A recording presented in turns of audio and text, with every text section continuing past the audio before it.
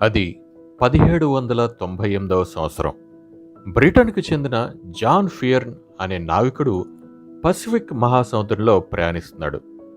ఎటు చూసినా నీలంగా, అంతులేని ఆకాశం నేల మీద పరుచుకున్నట్టుగా కనిపిస్తున్న ఆ సముద్రంలో అకస్మాత్తుగా తనకి ఓ చుక్క లాంటి ద్వీపం కనిపించింది. అటువైపుగా తన నావను పోనిచ్చిన జాన్కు అందమైన చెట్లు, పక్షులతో ఓ అద్భుతమైనటువంటి లోకం కనిపించింది. అందుకే దానికి ప్లెజెంట్ ఐలాండ్ అని పేరు పెట్టాడు. దాని అసలు పేరు నౌరు. ఓ మహాసముద్రంలో ఒంటరిగా కనిపించే నౌరు చరిత్ర ఈనాటిది కాదు.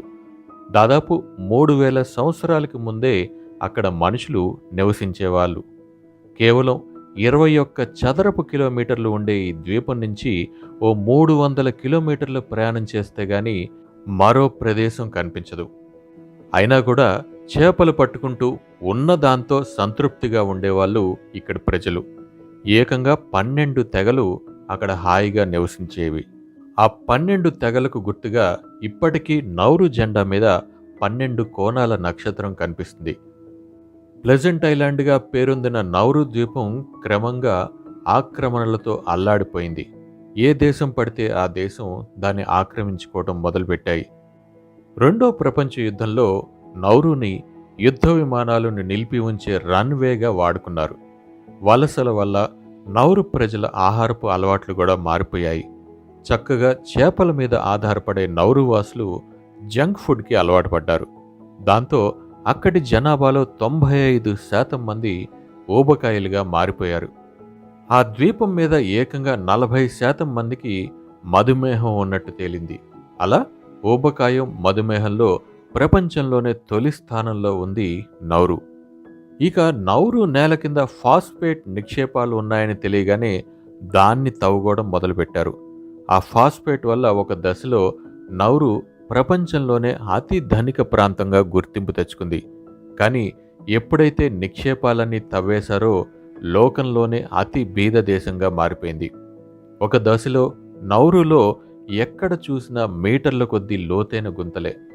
ఆ ద్వీపం మీద కనీసం 80% భూమిని ఫాస్ఫేట్ కోసం తవ్వేసినట్టు ఓ అంచనా. అందుకు బదులుగా ఏం కావాలి అని చుట్టుపక్కల దేశాలు అడిగినప్పుడు మాకు స్వేచ్ఛను ఇవ్వండి చాలు అని అడిగారు నౌరు ప్రజలు. దాంతో భూమి మీద అతి చిన్న గణతంత్ర రాజ్యంగా అవతరించింది నౌరు. ప్రస్తుతం దాని జనాభా 10,000 మాత్రమే. ఫాస్ఫేట్ తవ్వకాల వల్ల ఏర్పడిన కరువుతో, కాలుష్యంతో అక్కడి వందల జీవజాతులు అంతరించిపోయాయి.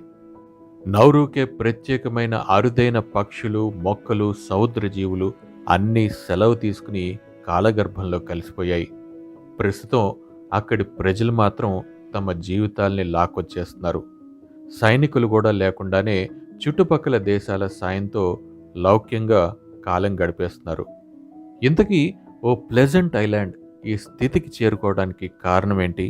అక్కడి పచ్చదనం అంతరించిపోవడానికి, అక్కడ ప్రజల సంతృప్తి, సంతోషాలు ఆవిరైపోవడానికి కారణం ఏమిటి? జవాబు దాని చరిత్రలోనే ఉంది.